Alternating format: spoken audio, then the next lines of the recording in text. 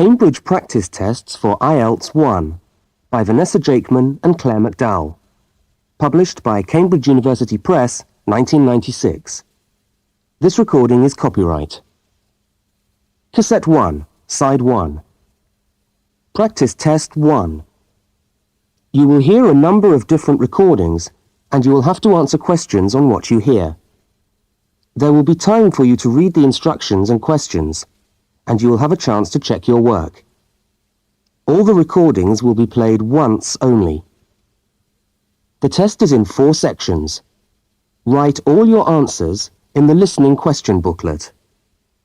At the end of the test, you will be given 10 minutes to transfer your answers to an answer sheet. Now turn to section 1 of your question booklet.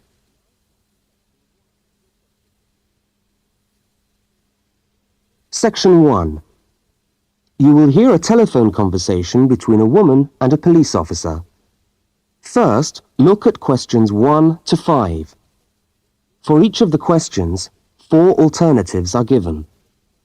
Decide which of the alternatives, A, B, C or D, best fits what you hear on the tape and circle the appropriate letter.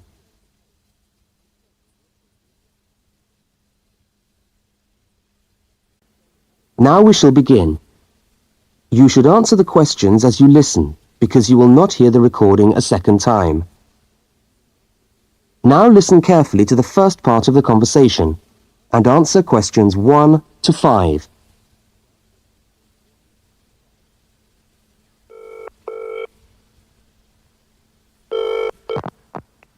Good evening, City Police Station. Can I help you? Oh, hello. I'd like to report a stolen briefcase, please. Just a minute and I'll put you through. Lost property, can I help you? Oh, yes. I've had my briefcase stolen. Okay, I'll take some details. Tell me what it looks like, first of all. Well, it's a soft leather one, you know, not a heavy box type like a man's. And how does it close? It's got buckles at the front, 2 of them. They're gold-plated ones. Fine. Was it locked? No, I'm afraid not. Never mind. Any distinguishing features? Pardon? Any marks or badges on it that make it stand out? Only the brand name. And where's that? It's on the back, at the bottom in the left-hand corner. It's saggy. Oh, and there's a scratch. It's quite bad, but small, directly above the brand name. I did it recently, putting it on my bike. Right, got that. So, what did you have inside the briefcase? Well, all my papers from college. It's so frustrating, but thank goodness for computers. I haven't lost them completely. Yes, you're lucky. I had my wallet in my pocket, so I didn't lose that. But there were also my pens, which I got for my birthday, and a novel I was planning to read on the train. Right. Where exactly did you lose the briefcase? Well, I couldn't believe it. I was standing on the platform. It was right next to me. You were holding it? I'd just put it down on the floor, but I could almost feel it beside me. I was watching for my train because sometimes it comes early, and then next time I looked, my briefcase wasn't there. And what time was this? It must have been about 5:20. No, a bit later. I'd say 5:30 because it was just getting crowded and the train normally comes at about 25 to 6.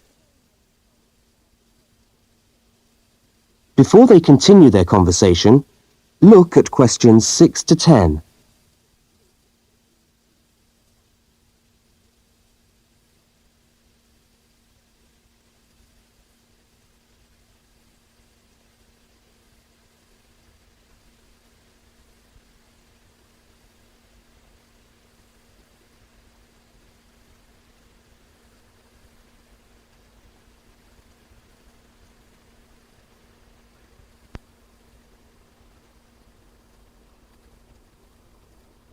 As you listen to the rest of the conversation, complete the form by filling in the numbered spaces 6 to 10. Right, if you'll just give me some personal details. Yes. What name is it? I'm Mary Prescott. Can you spell that? Yes, it's Prescott.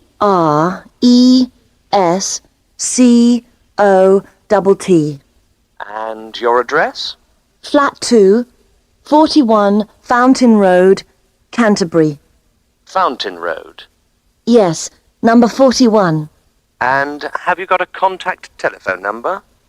Yes, it's 752239. 752239. Fine. One last question. What would you say the value of your briefcase is? Including the contents? Yes. Just a rough estimate is fine. Oh, I'm not sure. Well, the briefcase itself is quite new. I bought it last month for £40. I suppose about £65. The contents are worth about £20 or £25 at least. That's fine. Well, if you could come down to the station tomorrow, you can sign this form and have a look at what we've got here. Okay, thanks. Bye. Goodbye.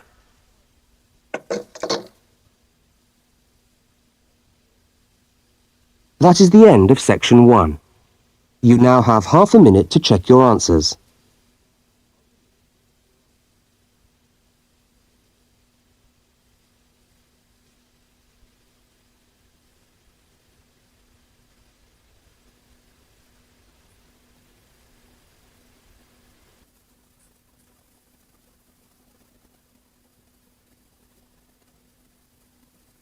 Now turn to section 2.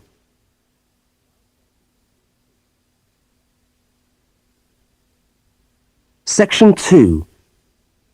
You are going to hear a news report from an Australian radio programme. First, you have some time to look at questions 11 to 13.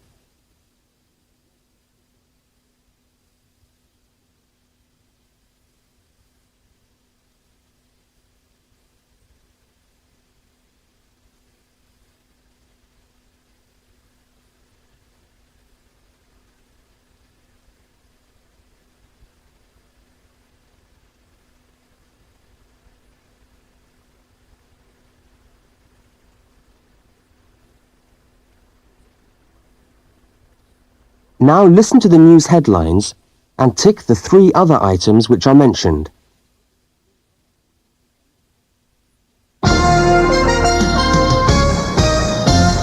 This is the 6 o'clock news for Tuesday, the 25th of November.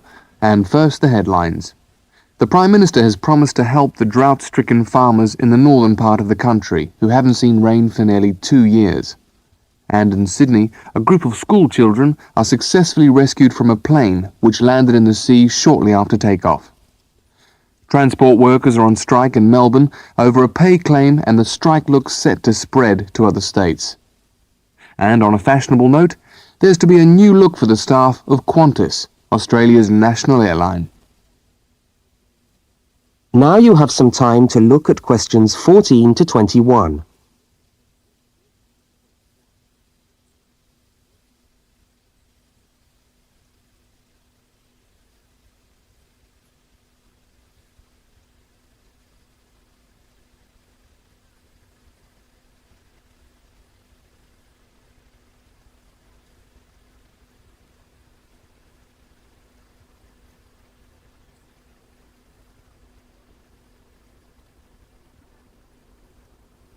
As you listen to the rest of the news, complete the notes in the spaces provided.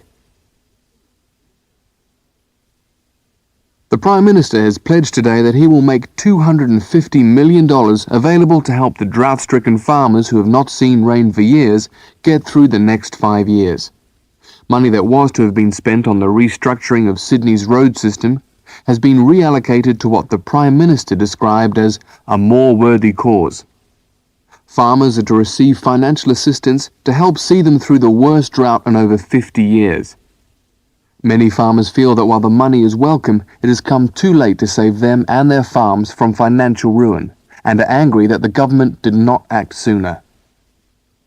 A group of school children who were travelling in a privately chartered aeroplane from Sydney to Queensland to take part in a musical concert found themselves swimming for the shore when their aeroplane had to land in the sea just 3 minutes after taking off from Sydney Airport. The pilot managed to bring the aircraft and its 50 passengers down safely in the calm waters of Botany Bay, where boats and pleasure craft were able to come to the rescue of the boys. The fact that it was a weekend meant that there were hundreds of boats in the bay enjoying the good weather, and this undoubtedly helped the rescue operation. "We owe our lives to the skill of the pilot," said one of the boys, but the pilot replied modestly that it was all part of a day's work. However, all their musical instruments were lost, and they never got to play at the concert. That is the end of section 2. You now have half a minute to check your answers.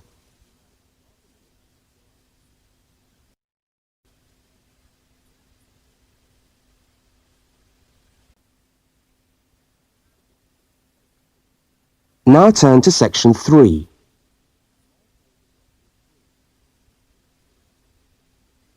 Section 3.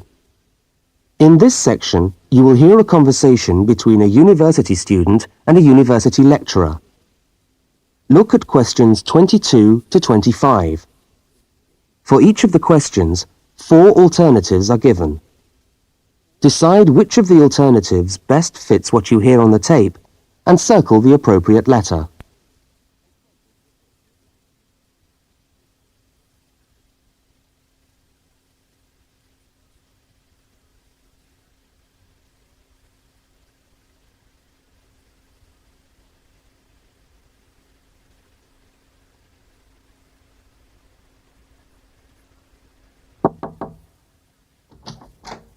Hello. Can I come in? Oh, yes, come in. How can I help you? I was looking for the economics office. I've been all over the arts faculty building looking for it, but I could only find the School of Accounting and Economic History. Is this the right place? Yes, this is the School of Economics. Oh, good. I'm a new student, and I was wondering if someone could give me some information. Well, I might be able to help. I lecture on that program. What do you need to know? Oh, quite a few things, actually. Firstly, how many lectures a week do I have to attend? Well, the Economics 1 course is a double unit. So there are 2 lectures a week and 1 tutorial. Oh. The lectures are scheduled for Tuesday and Thursday. What time? Let me see. You know, this information is all in the handout, which you should have received yesterday at the orientation meeting. Oh, was there a meeting yesterday? I didn't know about that. No one mentioned... Yes, there was. But never mind. Now, lectures are at 4 in the afternoon. Oh, 4's a bit late. I've got a part-time job that starts at 4:30. Well, you can't be in 2 places at once, can you? And attendance at lectures is necessary. We expect at least 90% attendance at this university, you know. 90%? That's high. Do they enforce that rule? Yes, we do. We're pretty strict about it, actually. And what times have been set down for the tutorials? Do you have that information? That's a very well-attended course, so there's a number of tutorial times. Monday, Wednesday and Friday, all at 9 o'clock. Yours will be allocated at the first lecture. Can't I choose the time? Maybe, maybe not. You'll have to talk to the lecturer on the course. Dr. Roberts is his name. Oh, okay. Now look at questions 26 to 31.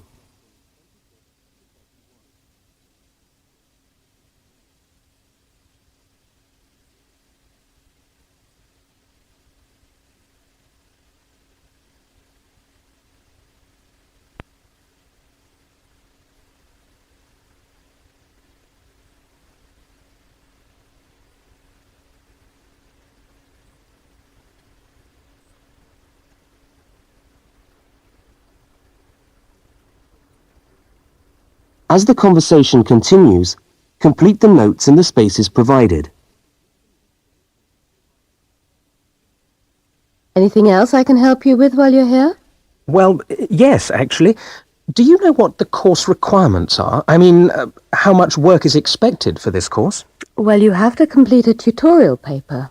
What does that involve? Well, it's a piece of work on a given topic based on some set reading texts. You'll have to give a small talk to your tutorial group. How long does that have to be?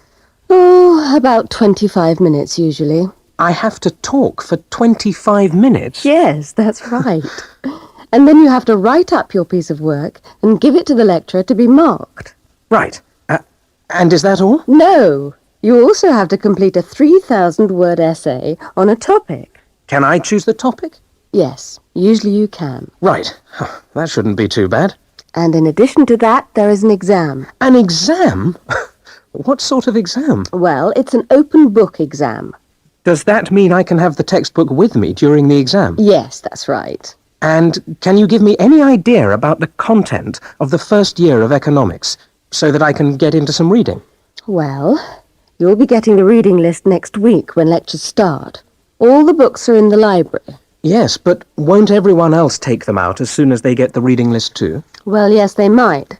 But most of the important ones are held in closed reserve. That's a part of the library where you can go to read books, but you can't take them out of the building. What did you call that section of the library? Closed reserve. However, we do recommend that you buy the core books. You'll find them useful and you'll need them for the exam. Yes, I suppose I will. But what is the focus of the course? Well, the course at this university has a vocational focus. That is, a focus on preparing its graduates for work. So we're orientated very much towards employment. Oh, so my chances of getting a job are good. Well, provided you get good results. Well, look, thanks for your time. You've been really helpful. That's fine. See you next week, then.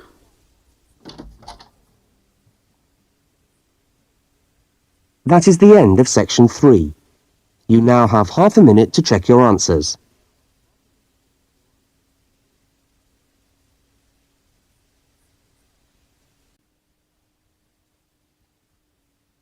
Now turn to section 4. Section 4. You will hear a talk given by a university lecturer about the structure of the university. First, look at questions 32 to 36.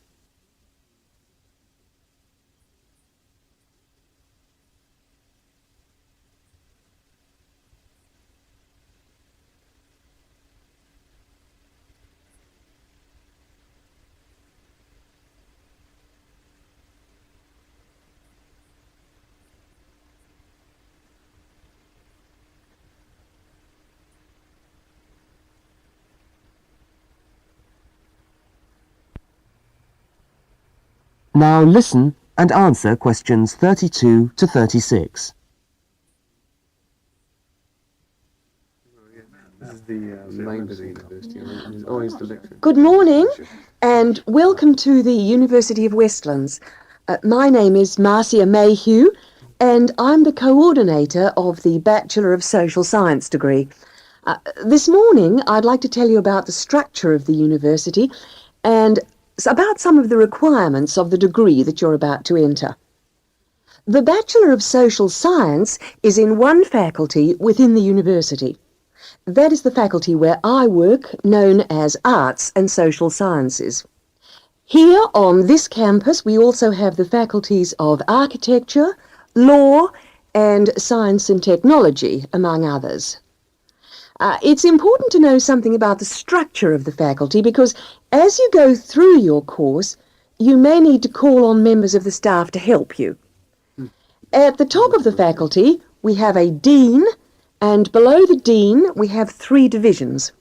Each division has a divisional head, and your degree is located in the Division of Social Sciences.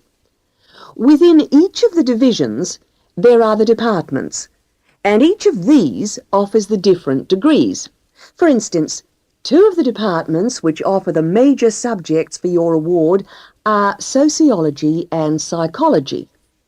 Each has a departmental head, but for practical purposes, the people you are going to see the most of are myself as coordinator of the Social Sciences degree and the actual lecturers who are teaching the subjects that you are taking.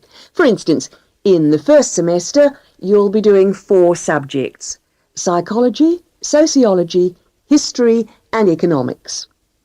If you have any problems or difficulties, not that I'm anticipating you will, but you never know, then you should go and see your lecturers. For instance, you may find that you can't meet a deadline for an essay, or perhaps you're having problems with attendance. These seem to be the 2 most common problems that students face.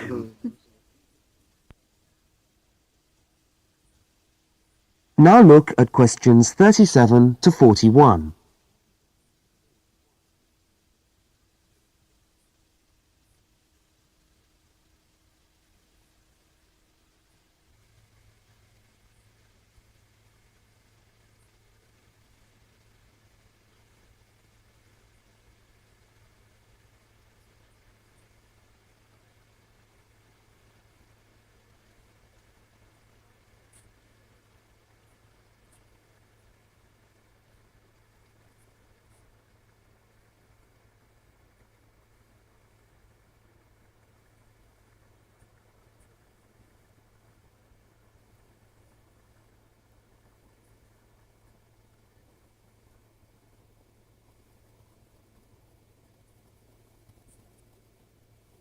As you listen to the rest of the talk, answer the questions 37 to 41. If your lecturers are unavailable, you can always come and see me in my office. I'm available on Wednesday and Thursday mornings and on Friday afternoons. Outside these hours, perhaps you could ring the secretary and make an appointment. Now, you'll note that all of the subjects which you undertake in the first year are composed of lectures and tutorials. A lecture is about an hour long and a tutorial usually runs for about 2 hours. A lecture is rather like what I'm doing now, where one person will talk to all of you together on a subject. Now, we do ask you to try to attend the lectures. A tutorial is perhaps where most of the learning occurs at a university. You will be divided into groups of between 12 and 15 students, and each week one of you will have to present a piece of work to the group as a whole, and then the group will discuss what you've said.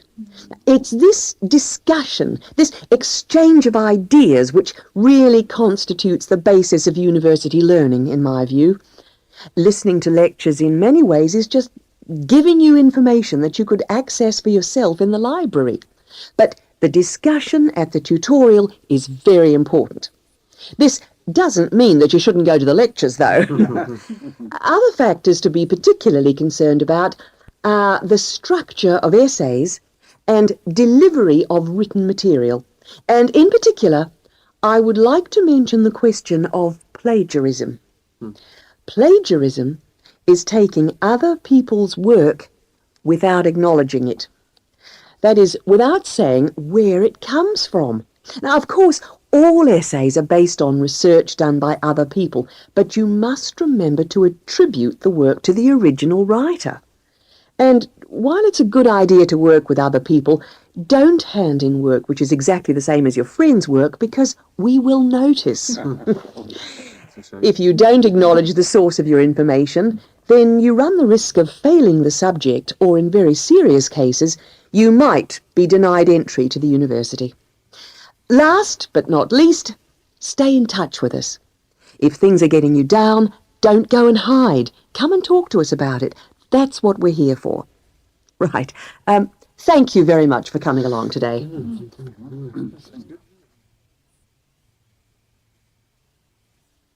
That is the end of section 4. You now have half a minute to check your answers.